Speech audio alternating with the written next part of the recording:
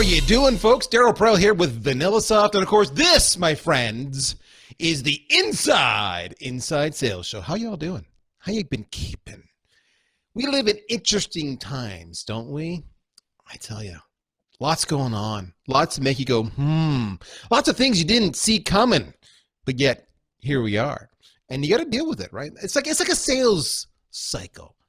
In any sales cycle, you just don't know what's going to be around that corner. You don't know who's going to come in and throw you an objection, throw you a curveball, even though you thought you've got it all lined up.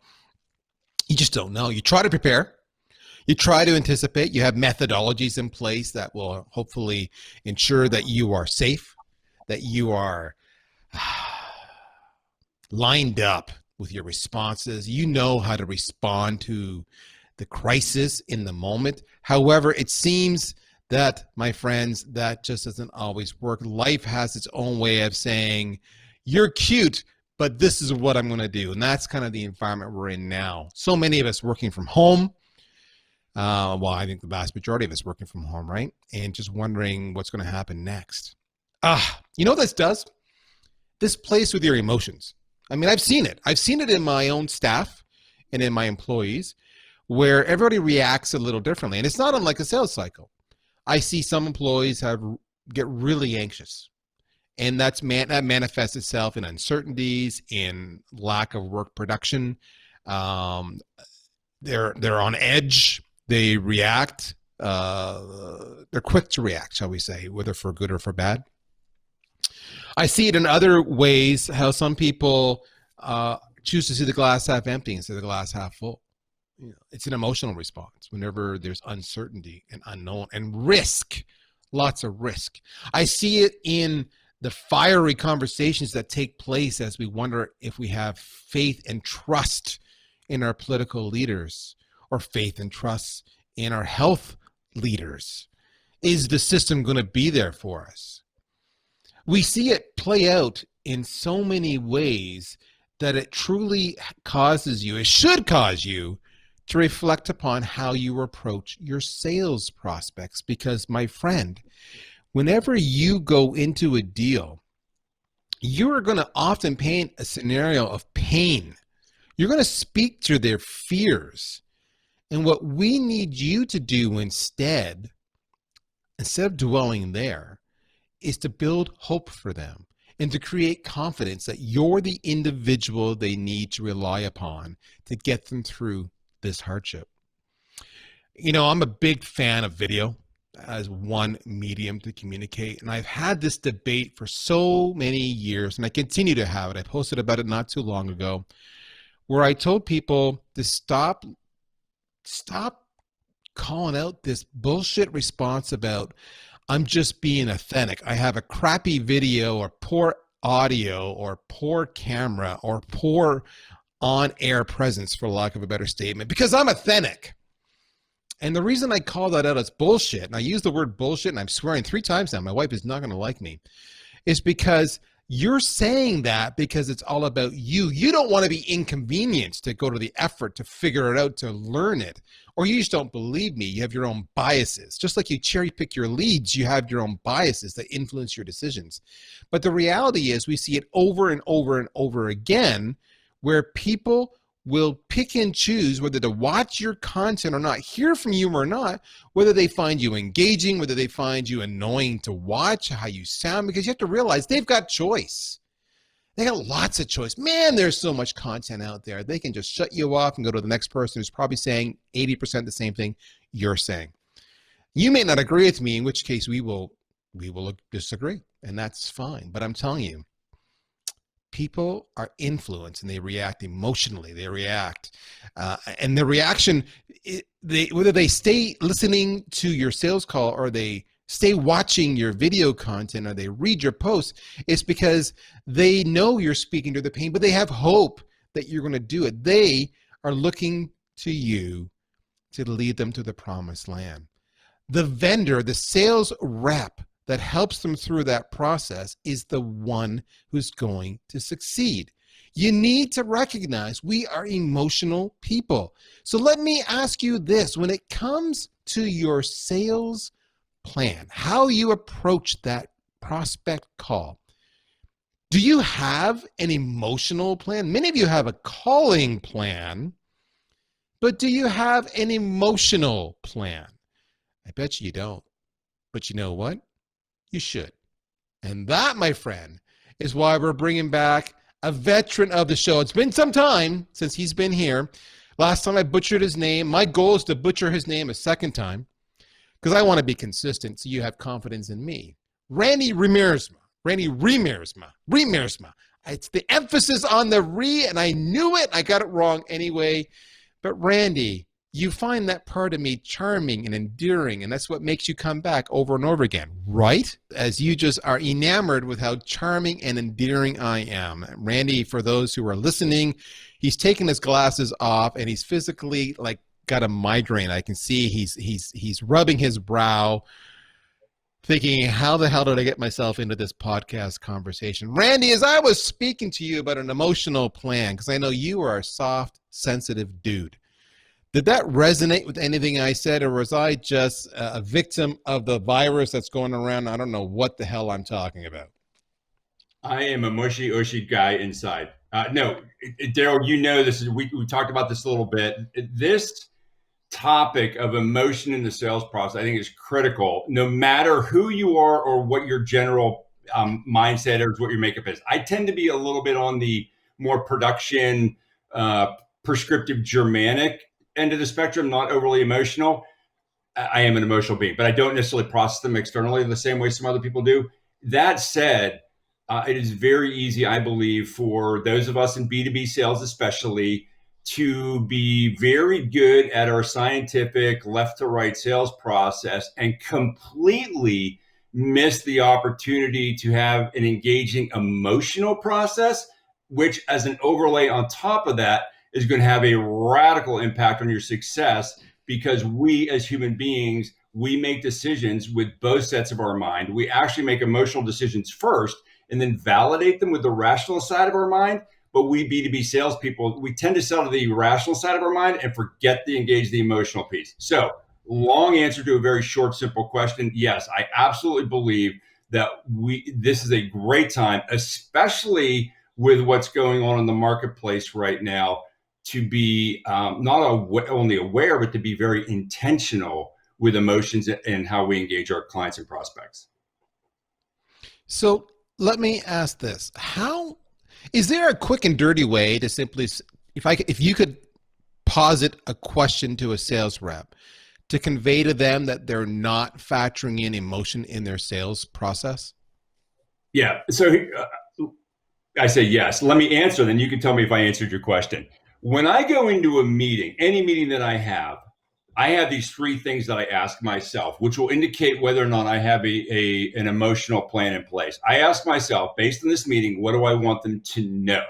That's the rational side of their brain. What do I want them to know? The next thing I want is, what do I want them to feel? The emotional side of their brain. Therefore, know plus feel, what do I want them to do? So having a know, feel, do plan for every engagement will help you to remember to have an emotional plan. We B2B salespeople especially, we tend to be very good at what we want them to know, and therefore we want them to do. But here's the deal. Emotion is the rocket fuel for action. So you nailed it. And so that's the question, I think. Many of us approach it with, we know what we want to have happen, and we know what we want them to do. But we totally skip the aspect of emotion. And I think in part of it is because not every one of us are comfortable with our emotions. We can control the logical side, yet so many people don't buy on logic. They buy on emotion. I want to buy this fast car because it's a pretty color. It just makes me feel good. It makes me feel younger. I want that, convertible Corvette because now I'm in my 50s and I just want to, relive the youth I had once upon a time. It's not necessarily an economically wise decision. There's a bit of a cliche there, but we still do it. It's an emotional purchase. And yet I see other reps who actually really use emotion to their advantage. Like they just crank it like a dial. And if all things are equal between you and the other vendor who's bidding on the business, You get it because they're just emotionally invested in you. And to me, that's like gold. It's friggin' gold, right? It's beyond that. It's the shiniest gold you can get. I mean, you think about it, you talked about the Corvette. No one bought a Corvette because of the gas mileage it got, right? If we were truly making decisions rationally, we would all drive, very small engine cars, or we'd all have a small electric car or something like that. But we don't. Look in my garage. Those are not rational decisions. They're rational in the sense that they get me from point A to point B. But for me, I like to get there with a certain feeling, right? And so my emotions have far outweighed the rational mindset on what I should buy. And I spent way too much money driving a car that's not incredibly practical, but does get me from point A to point B. And I've convinced myself of that safely. Nice German making. But it is very much an emotional piece. And if you think about the big decisions we make, a house, a car, they're often really we make emotional decisions. We back them up with intellectual alibis. Once I've emotionally bought into something, I form the data to support my decision. All right. So what I want to do is I want to explore how we actually build an emotional plan as part of our prospecting efforts and our discovery process. But I don't want to do that yet. Instead, what I want to do is I want to start the process earlier than normal in our typical inside sales podcast, because I want to let you go uninterrupted. So with that, folks, we're going to take a brief little break. And when we come back, Randy is going to give us the how-to on how to build your emotional plan.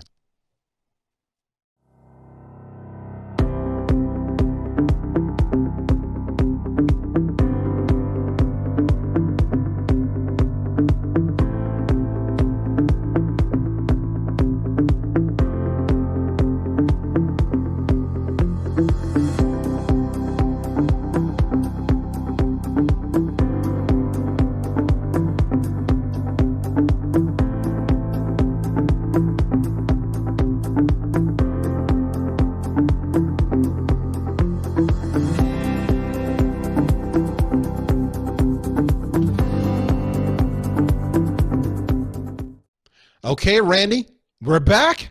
And I did make him a promise before we left. I said, you, my friend, would teach them how to build an emotional plan. So where do we start? What's the process? Educate me, oh wise one. And in the process, I want you to really evoke a lot of emotion and get me heavily invested in you as an expert. I'm going to poke you in the eye a little bit. Well, okay, great. Heavily invested in me. I will do my best to create credibility, which will be a natural trust magnet, which will automatically pull us relationally together. I just want to go back a little bit to this idea of emotions. If you think about the relationships that you have, Darryl, that you highly prize, how strong is the emotional component of it? It's huge. I mean, it's through the roof. When I think of the relationships I have that I highly prize, my first reaction is, do they get me? Which emotion is a big part of it. Do I trust them? And do I respect them? Nowhere along the way do I say, do they have an IQ of 200? Right.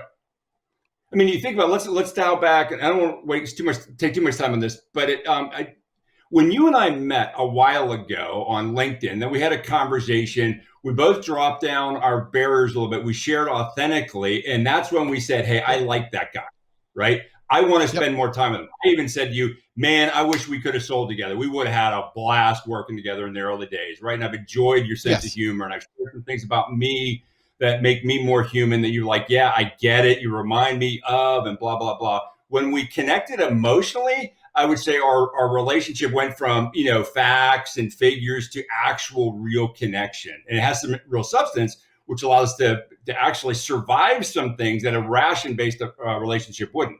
Just a pure ration-based relationship, I mess up, boom, I'm at the curb.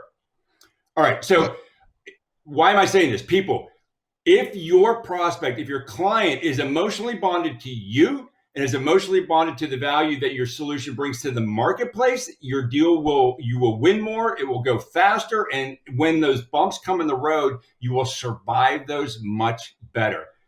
Building an authentic relationship. So, Darryl, you said, let me map it out. I'm going to draw a picture today. So if you normally listen to this on audio, that's going to be fine. I'll talk through it, so you'll still be able to get it.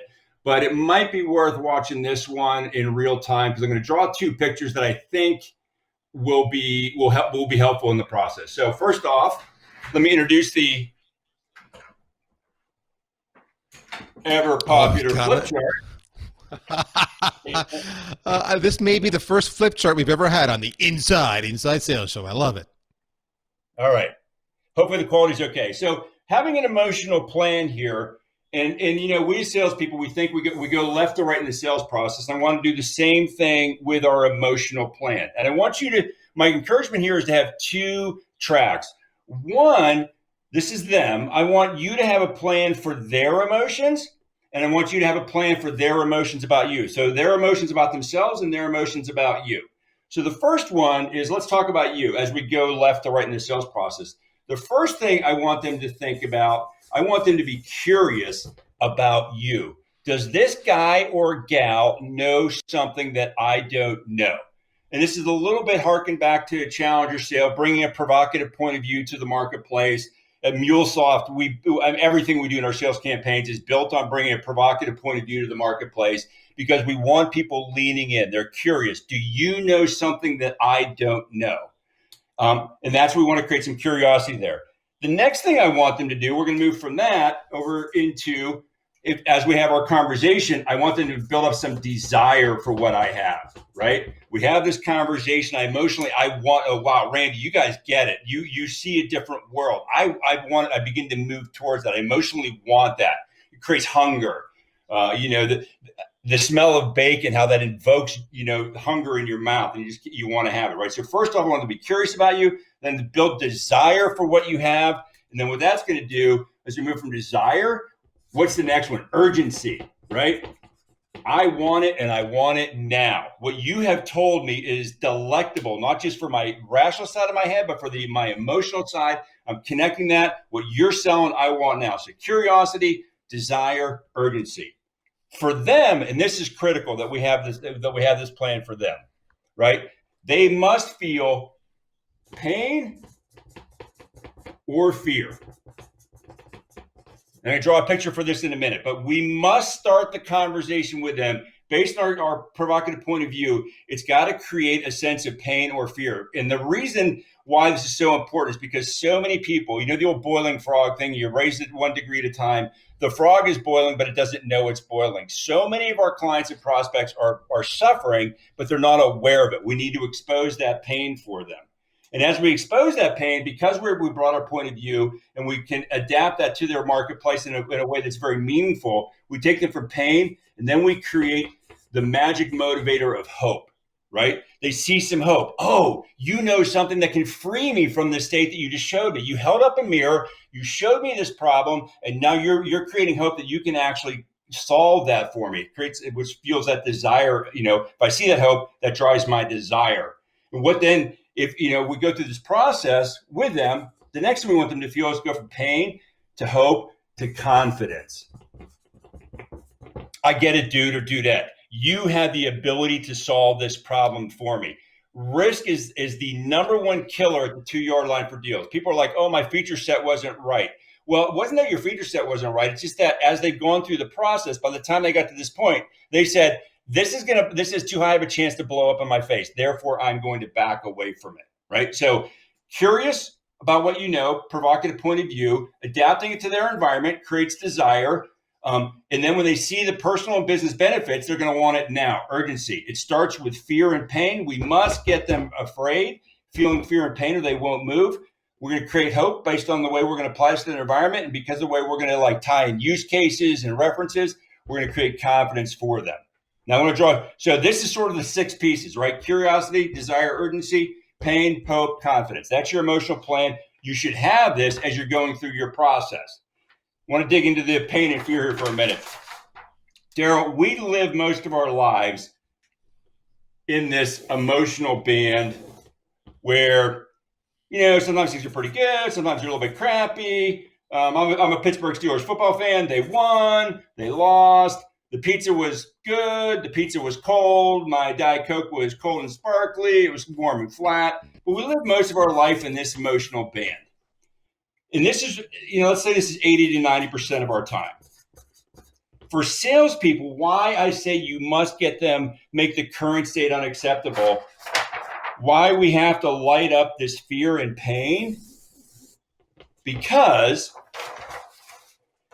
if we only sell this glorious, wonderful, delectable future state out here, that's too far away, it's too abstract, they got too much other crap going on in their world. They're saying, yeah, that'd be nice to get, and I'll get that someday, but right now I've got all this other crap I got to deal with. However, if we're able to emotionally get them with fear and pain and our provocative point of view out of their comfort band and down here, outside of there where they see there's a real problem, they're like, crap, I got to do something about this. And here's the beautiful thing about this reference point right here.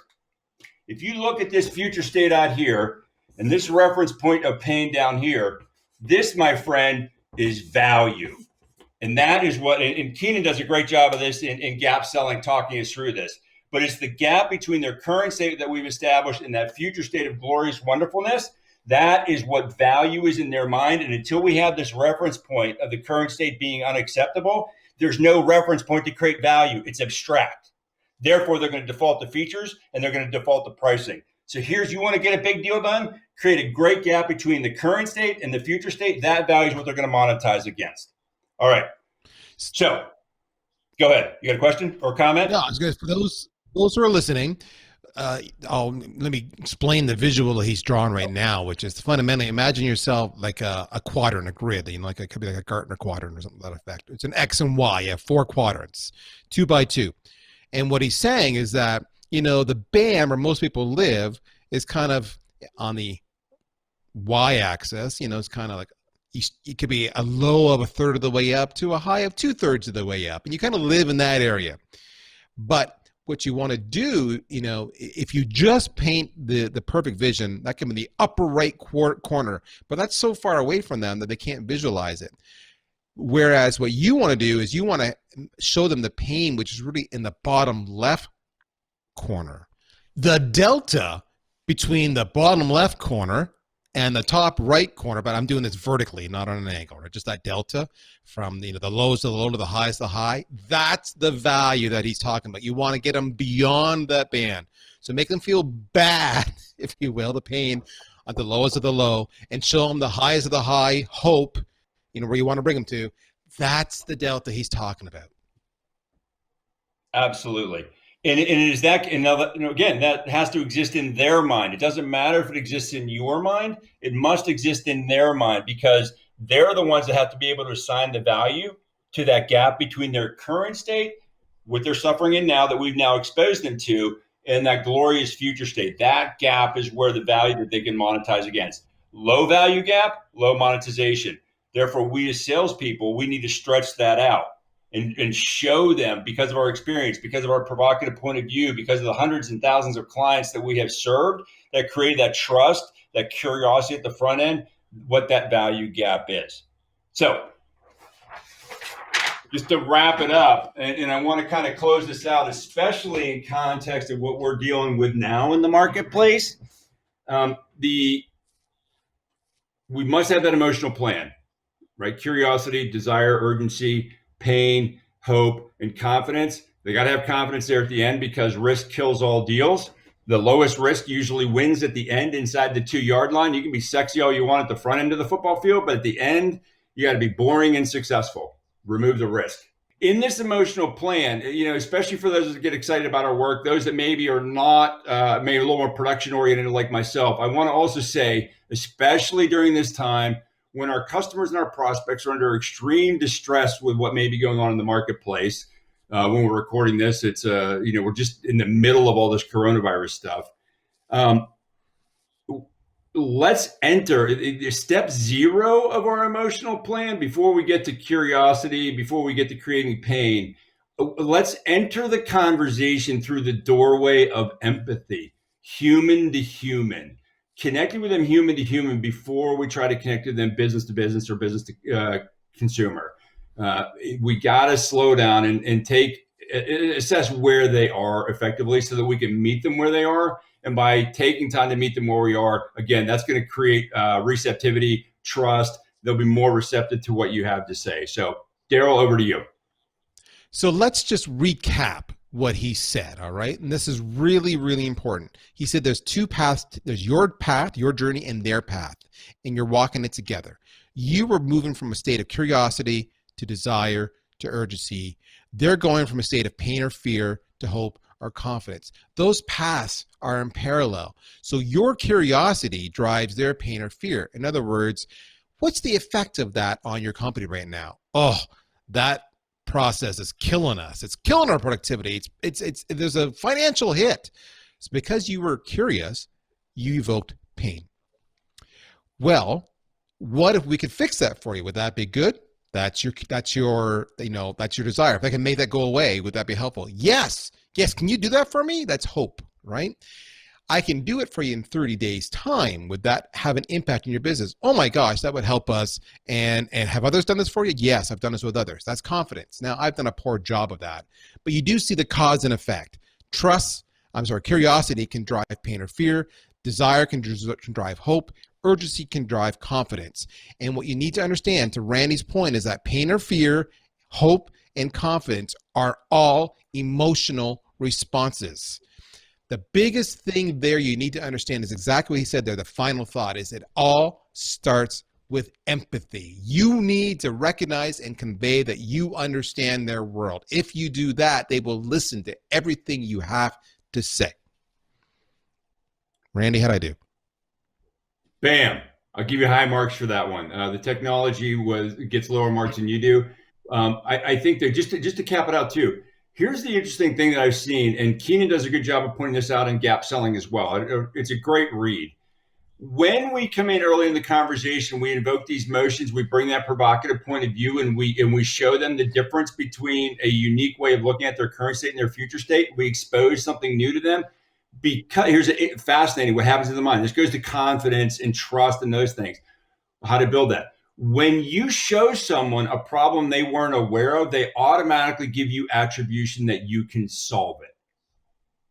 For repetition, if you show someone a problem they weren't aware of, they will automatically give you attribution that you can solve it. It's putting you way ahead in the sales process from day one.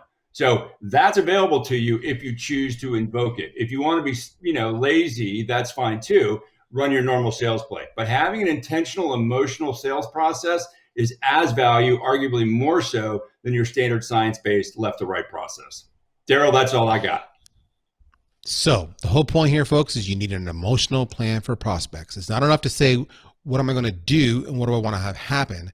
It's what do I want to do, what do I want them to feel, what I want to have happen. It all goes together. If you are forgetting the emotional aspect of your selling, you are leaving money on the table, and quite possibly you will get beat by the competition who wants the same business you want. That's the story today, folks. That's what you've learned. Randy, what's the best way to reach you, my friend?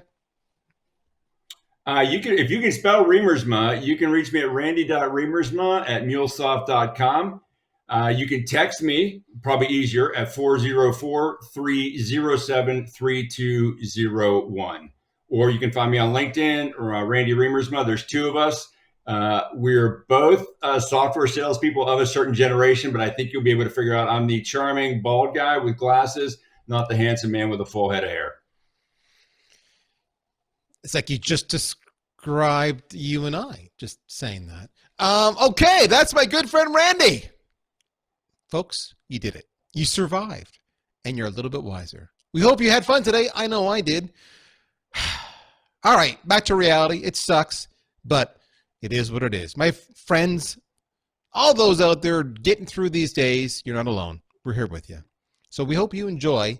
Hope you take this chance to catch up on all those back episodes of Inside Sales. We'll talk to you soon. Take care. Bye-bye.